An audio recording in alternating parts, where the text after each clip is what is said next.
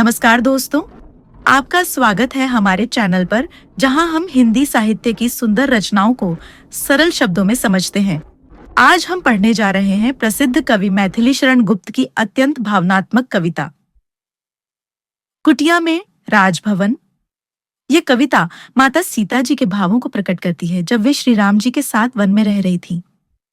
One की सादगी में भी उन्होंने सुख और शांति पाई। आइए कविता के हर पद को उसके अर्थ सहित समझते हैं। पद एक कविता। मेरी कुटिया में राजभवन मन भाया। सम्राट स्वयं प्राणेश सचिव देव हैं, देते आकर आशीष हमें मुनिवर हैं। धन तुच्छ यहाँ यद्यपि असंख्य आकार हैं, पानी पीते मृग सिंह एक तट पर हैं। सीता रानी को यहाँ लाभ ही लाया, मेरी कुटिया में राजभवन मन भाया। प्रस्तुत पंक्तियों में सीता जी कहती हैं, मुझे अपनी यह कुटिया किसी राजमहल से कम नहीं लगती। यहाँ मेरे पति श्री राम साथ हैं, लक्ष्मण जैसे देवर मंत्री समान हैं। ऋषि मुनि आकर आशीर्वाद देते हैं। वन की समृद्धि के सामने बाकी सब धन तुच्छ है। नदी किनारे मृग और सिंह साथ पानी पीते हैं। सीता जी कहती हैं, मुझे इस कुटिया में वह सब मिला जो जीवन में सबसे बड़ा सुख है। संदेश, सच्चा सुख वैभव में नहीं बल्कि प्रेम और संतोष में है। पद दो कविता। औरों के हाथों यहाँ नहीं पलती हूँ, अपने पैरों पर खड़ी आप चलती हूँ। श्रमवारी बिंदु फल स्वास्थ्य शक्ति फलती हूँ, अपने आंचल से व्यंजन आप झलती हूँ। तनु लता सफलता स्वादु आज ही आया, मेरी कुटिया में राजभवन मन भाया। दूसरे पंक्तियों में सीता जी कहती हैं, यहाँ मैं किसी की दया पर नहीं पलती, अपने पैरों पर खड़ी होकर स्वयं काम करती हूँ। मेहनत करने से मेरा स्वास्थ्य और शक्ति बढ़ती है। मैं स्वयं भोजन बनाती हूँ और श्रम में आनंद पाती हूँ। संदेश, यह पद आत्मनिर्भरता का प्रतीक है। मेहनत, स्वास्थ्य और स्वाभिमान ही असली सौंदर्य है। पद तीन कविता।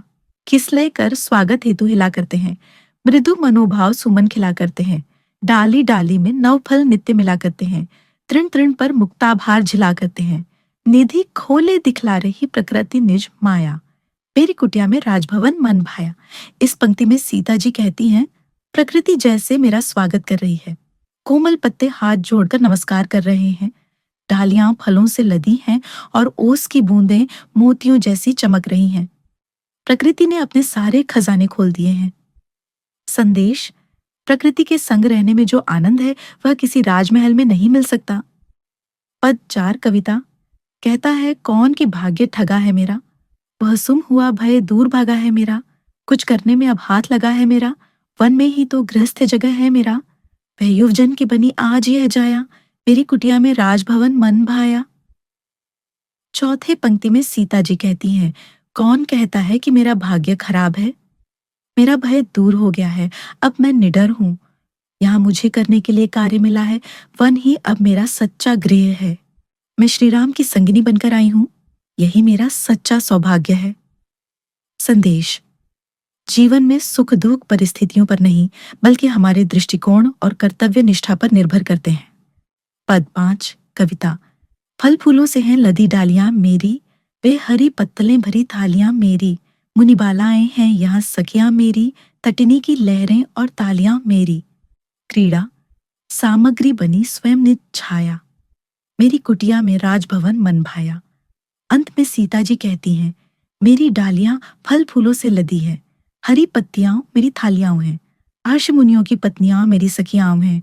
नदी की लहरें जैसे तालियां बजा रही हैं।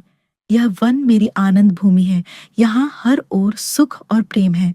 संदेश, जहाँ प्रेम सादगी और प्रकृति का साथ हो वहीं राजभवन बसता है। तो दोस्तों, यह थी कवि मैथिली शरण गुप्त की अत्यंत सुंदर कविता मेरी कुटिया में राजभवन। इस कविता से हमें यह सीख मिलती है कि सच्चा सुख महलों में नहीं बल्कि संतोष, प्रेम और आत्मनिर्भरता में है।